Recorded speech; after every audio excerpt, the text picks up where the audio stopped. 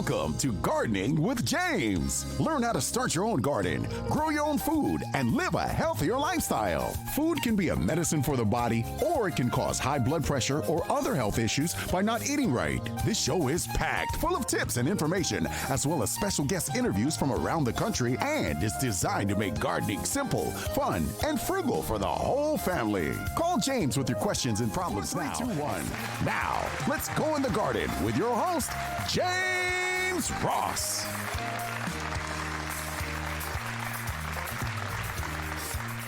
All right, here we go on another great Saturday morning. It's going to be really nice outside most of the day today. So, take the time to go out and enjoy yourself. And then, because winter is still hanging around, the next week, there's going to be some low temperature this time next Saturday. So I think it's going to be 37 next Saturday. So we're going to be up and down in the weather, and as the season tries to adjust. And but somewhere along the line, the sun's going to come out, and it's going to be 85 degrees for about a week, and burn us up, and then we'll be off and running, because usually it's kind of crazy right about this time of the season. I look forward to spring, but I don't look forward to the weather that comes with it sometimes, like tornadoes and different things like that. So I'll be weather aware on a regular basis. And let's see, today I'm going to talk about some things that basic gardening terms. These are probably some of the things that some people might know, but for me, a lot of these terms I didn't know, and but now that I have them in my hand, and I can look at them, and I can study them, and start to understand what some of these people are talking about. So let's start off with the garden term. The first one would be botanical name. That's the scientific name of one specific plant, comprised of always in capital letters, and when they talk about the common name to it, it won't be in capital letters. Let's see, that's the botanical name. Common name, a name given to a plant. Almost anybody can name a plant. There's a lot of like heirloom plants that has names from, that people have given them, that's been passed down for years. Let's see, an annual plant, a plant whose life is complete in one season. That means they're one-time wonder, and they won't come back. You have to replace them again the next year. A biannual plant whose life cycle is complete, it will last up to 2 years. So that's a biannual plant. A perennial plant that could live more than 2 seasons and beyond, even in cold weather. So perennial, usually they'll come back and they'll last you a good long time. I've seen roses, some old roses, and I've seen some old hydrangeas that have been around for years. So that's what a perennial plant is. They will come back, and for me, it's like getting paid, 2 or 3 times. I buy the plant one time, and it comes back and it flowers for another 4, 5, 6 seasons. It's just like being repaid for that plant. Let's see, a woody plant with bark and older stem. Woody stems usually survive over winter and increase in size every year, like some hydrangeas. Then up in, like say, Constitution Square, there's a bunch of hydrangeas up there, and they don't cut it too far back, because if you do, like say, you will lose the bud for at least 2 years, because it's some of those plants up there, the bud grows on the woody part of it. Let's see, an evergreen. Most people know what that is. That's a plant that keeps keep the leaves green throughout the year. The pine and some of the other trees, they like I say, it'll stay green 90% of the time. Ground cover, that's something that you plant that's slow growing over your garden or over your flower bed. Usually they don't grow any more than 18 inches or so. Let's see. And, well, we all know what herbs are. That's the term usually applied to plants for culinary and aromatic medicinal purposes.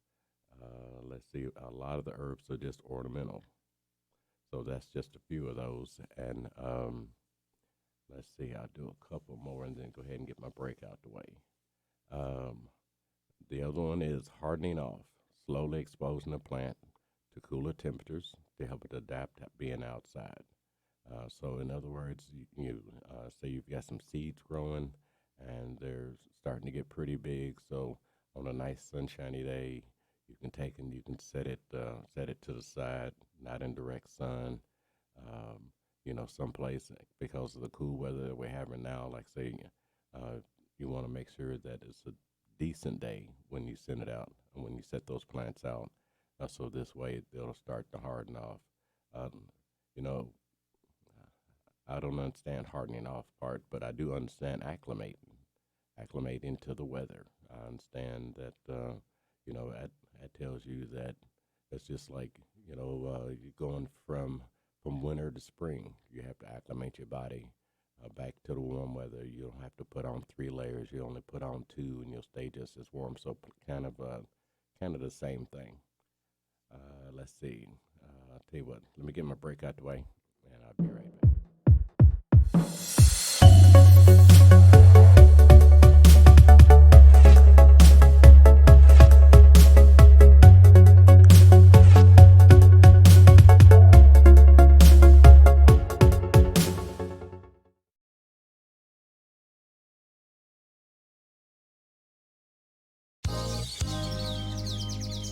Welcome back to Gardening with James. If you have questions, feel free to call the station or email spreadingcompost@gmail.com.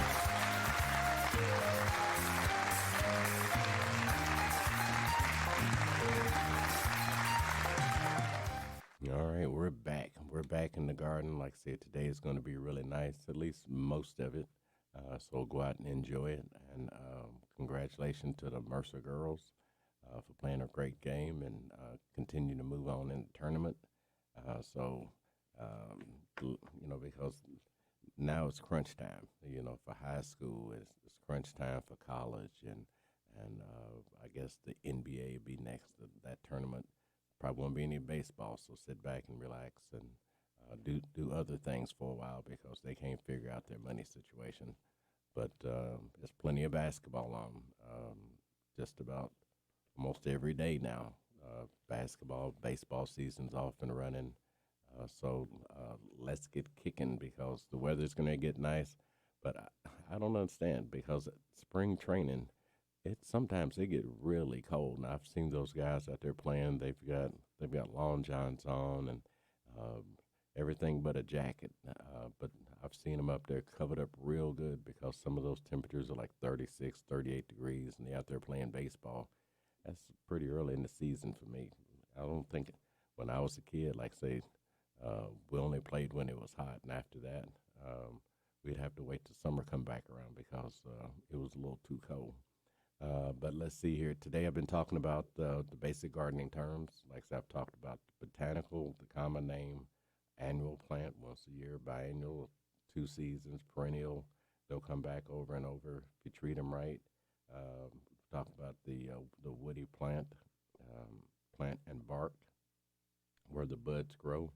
I said, let's see, and the evergreen, they stay green 99% of the time. And just a few more here. Pollination.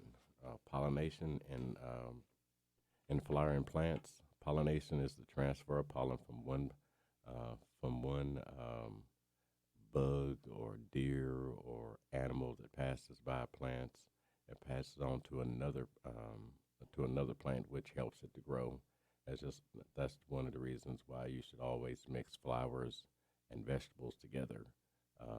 So this way you can have the pollinators come in, and you have good pollinators, you have bad pollinators, and you want to have more good than you do bad. So you want to read up on companion planting because there's a lot of good tips in that.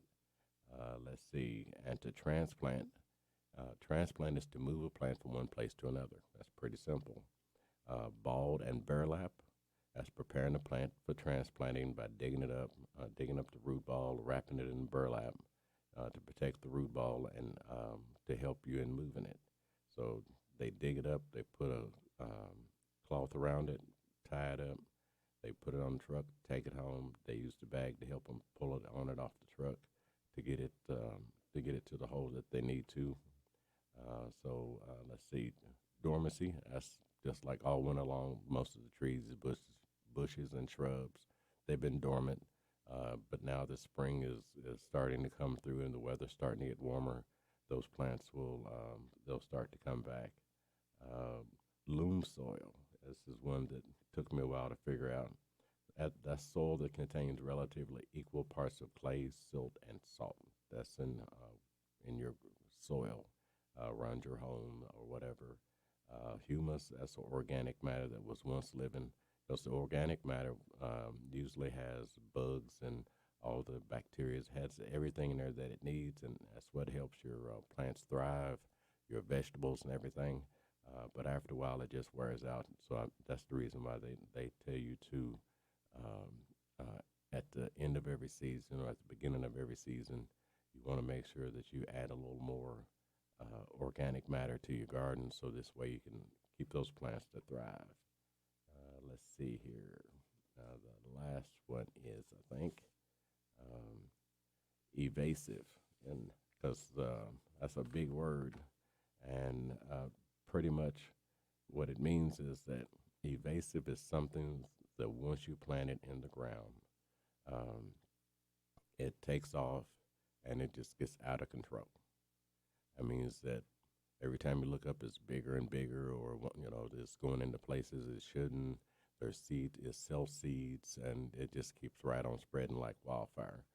That's what evasive is. And if you have some of those plants that are evasive to your plant or to your garden, or to your yard or something like that, and it's just out of control, need to cut it, dig it, whatever it takes to get that plant out of there, and find you a plant that you won't have so much high maintenance on. That's what evasive is. Let's see here. Pinching and deadheading is a process of removing the tip of the growth of a plant in order to encourage new growth. Deadheading is removing the spent flower to encourage new growth. So after your flower has bloomed, what you want to do is just go back behind it and just pluck them off there. So this way your plant won't be feeding something that's dead, because the flower itself is gone. So you want to make sure that you pull it off and that you give that plant opportunity to grow new growth. Let's see, horticulture. That's someone who specializes in plants and their culture. Arborist, that's somebody who does trees. And a landscape designer is a person who comes to your home and he'll look at it, go over it, and then come back with some ideas on how to improve your home. Yesterday I was and I had to go out to Boyle County to do a judging on. They have a landscape class out there, so had some kids who had the presentation. I was assigned to go to one of the groups, and the kids, they did the presentation. They did a PowerPoint, and they did really well. These kids, after their presentation and everything, what they're going to do is, like say, they took my home address, and what they'll do is Google it. They'll come back with a design of the flowers and the different things that I told them that I'd like to see change. Say I've got big bushes out in front of the house. I'd like to have those changed, either put a planter box in or some type of bush or shrub. And then on the right side of the house, there's nothing. So I told them I would like to have, some plants there with the color, and nothing outrageous, just to have something go all the way around the house, all the way to the almost to the back door. And I told them that they asked me, are there any kids? So I told them, say the grandkids, they're around, and they said, okay, well, we'll try to make sure that we find something that won't be poisonous for the kids or they'll find something that that will draw pollinators, but not a whole bunch of them, just in case the kids get out there and get to smacking around the bush and then a bee chase them. But it was a really neat class. It was like an hour long, and they had, I think it was 10 groups that was presenting. They all had different things. Some was lawn companies. Some of them were tree specialists. Some of them were um, uh, who specialize in fruit trees and bushes, and then some company, some of the presentations had people who built decks, who are actually contractors, so they're all practicing to learn how to do a presentation,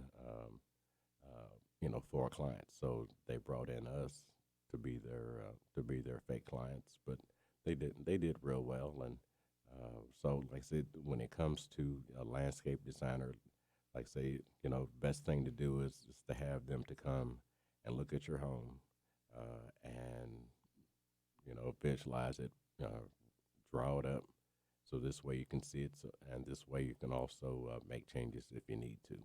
But it was a nice class, and I'm glad they asked me to come out and be a part of that, and it was a lot of fun. It's been a busy week. I was told that the plants for the Constitution Square arrived, must have been Thursday afternoon after I left. So we'll be separating those, putting them in the bigger containers sometime soon. So she told me that there was 1,000 plants that have arrived. That'll take up a whole table, because one of the tables that they have is at least, hold at least 45 of the containers that hold the plants. So it's quite a few. Well, look, my time is about up. But like I say, it was a fun week. Got to meet some people that apparently listen to the show. And thank you for introducing yourself to me yesterday. And it was nice conversations. And I got to talk to somebody from the forestry. They was there as a client. So it was a really fun day. Got to meet quite a few people, and looked like some opportunities may come out of that. So it was a lot of fun. Well, my time is up. I will get back with you on Tuesday with Radio Rick. Talk to you later.